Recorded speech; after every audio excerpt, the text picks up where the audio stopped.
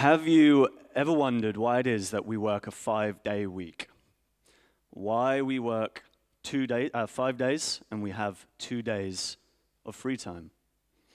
Have you ever wished it might be the other way around? Well, the funny thing is the working week that we have all become accustomed to was actually designed for a society nearly 100 years ago. It was designed with the intention to give us more meaning in our life. And it was actually designed by Henry Ford, founder of Ford Motor Company. And to quote him, he says, "Time is an indispensable ingredient in a growing consumer market because working people need to have enough free time to find uses for consumer products." So in short, what we have become accustomed to was, yes, designed to give us so-called meaning, so we had, ironically, something to buy in our free time. I would like to share with you an experience I had whilst studying at university, when, like many people, I worked various shifts between semesters, one of which was working in a local printing house. Now, if you can imagine, this entire factory was filled with machinery, floor to ceiling. Pieces of paper, they came all the way around. They had bits printed on them. They were moved here, there. They ended up next to me. My role within this automated environment was to simply take the newspapers and hold them against a vibrating plate, so the pages became aligned. Now imagine the unsocial nature of the work. It's late at night. There's not much time to interact with other employees. We have foam stuffed in our ears, dusk masks covering the face. And this mechanical droning process goes on from 10 p.m. until 4 a.m. In fact, even during the lunch break, or breakfast break, depending how you want to view a lunch break at 1 a.m., it was spent typically sat in silence. Maybe the sound of a vending machine would distract you from your dreamlike state, but nonetheless, it was during one of these shifts I decided to voice up, and I offered small talk with the lady I was working with, and I asked her, did she not think it strange that despite all of this process happening by machines, the machines couldn't simply take the piles of newspaper and hold them against a vibrating plate? I mean, well, anyway, she informed me. She told me that, well, we shouldn't really question this, and in fact, we should be quite thankful that we have been granted employment. Well, this was for the first time in my life that I had heard someone admit that what they actually did, quite frankly, didn't really have much meaning. And there are various research studies that also agree that creating meaning in the workplace is the single most important factor that we can do for achieving personal growth, for developing society, and creating sustainable innovation. Yet we still feel the need to manufacture jobs purely for economical growth. And if you consider that we spend 1/3 of our entire human life working, I believe it's fair to say that we should have meaning in that period. Perhaps you've heard the phrase living for the weekend. Well, that translates, there are people in our communities who are not living for the majority of their week. And what gets me really interested is that our time was originally designed to get us consuming more. And this has only been magnified further by the sickening amount of social media and television that we watch, the cleverly placed advertisements, product placements, and arguably biased media propaganda, which promotes such consumerist lifestyles. Now, it is often said that time is the greatest resource we have, yet I don't think we view it like that. I feel we rather view time as if it were a currency. The only difference is, unlike a currency, time is non-renewable. For example, when you spend all of your money, you have the opportunity to acquire more. But when you spend all of your time, well, time ceased to exist. In fact, we even say of it, our time will come.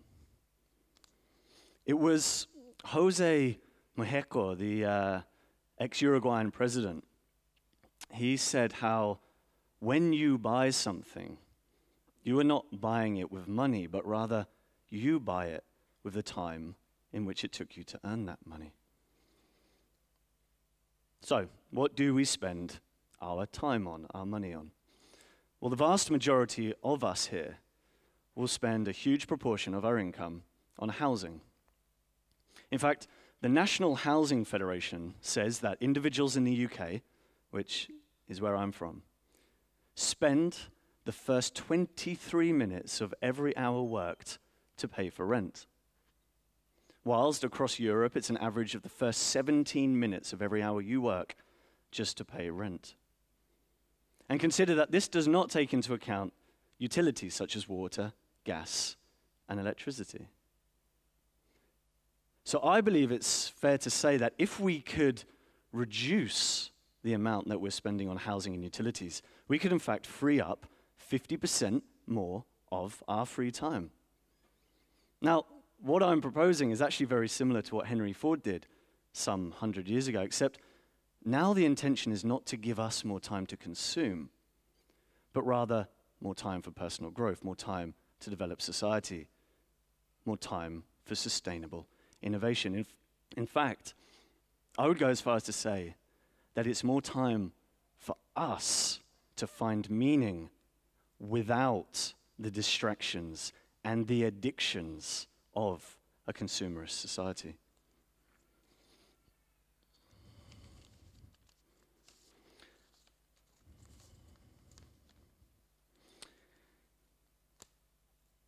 So 2.5 years ago, my girlfriend and I, we moved into this abandoned forest house in Lahamar National Park. And with little next to no previous building experience, we were able to renovate that house to make it comfortable. We insulated it, we dug the well, we dug the pipes in, we create our own electricity from solar panels we have made ourselves. We built a straw bale extension for our bathroom. We designed and built a kitchen, all from natural and reclaimed materials. And the reason this is possible for someone like myself who had no previous experience is because we take a low skill, low cost, and low environmental impact approach to building. So, when I talk of low skill, do not misunderstand that. That is not low tech. I'm not advocating a Luddite society or a return to the medieval ages, but rather low skill. Which means that virtually anyone, anywhere in the world can build their own home. And the reason this is a low-cost home is the same reason it's a low environmental impact home, because we're utilizing an abundance of materials that are available and renewable in nature. It's also utilizing an abundance of materials that are available as waste left over from this consumer society. And in addition to making a comfortable home, as you see, we've actually been utilizing an army of volunteers. They come through the Sustainable Build Network, the push.org. Volunteers, they come from Estonia, but all over Europe and the world to come and to help us because they're interested in such lifestyles. This is how I learned it, and this is how they're learning. We're doing a skill exchange.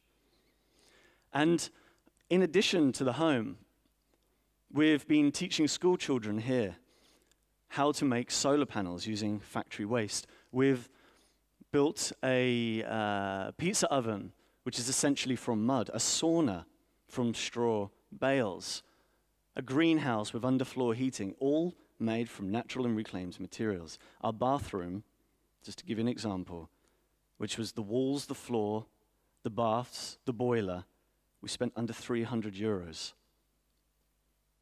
That's a 12 square meter extension, including facilities, for under 300 euros. Now, what this actually means for us is that, yes, I now live rent-free. I don't have any monthly utility bills. And I'm hoping it gives me a future of more time. I have this amazing dog called Gonzo, and I wish to take him on long hikes into very remote areas. I wish to read more. I wish to maybe start meditating, practicing yoga, to play the drums again, to dance, to tell jokes, to hang out with friends, to walk in the forest. And what I've realized is that takes little or no money, just time. Now, I'm not promoting a moneyless society or a society where nothing is for sale. I'm just promoting a society where we don't seek therapy from the retail sector, but rather we find time in nature therapeutic. When I first started to think about this, that is how to free up some of my time, I was working for a successful media company, promoting heavy industries, oil, gas, mining, construction, and aviation. And despite it being a suit-wearing job deemed very successful by my mother and a mainstream society, I actually realized that the job had no purpose, and aside from money, it offered me, at 24, no meaning. And what I also noticed is it didn't matter how much money I earned, I was always able to spend it. And it didn't matter how much money I earned, I always somehow needed more. And I believe that's because our Western society has been so skillfully crafted that after a 40-hour week, we are left exhausted.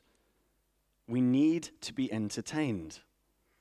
We're addicted to indulgence, and we are prepared to spend an awful lot on convenience.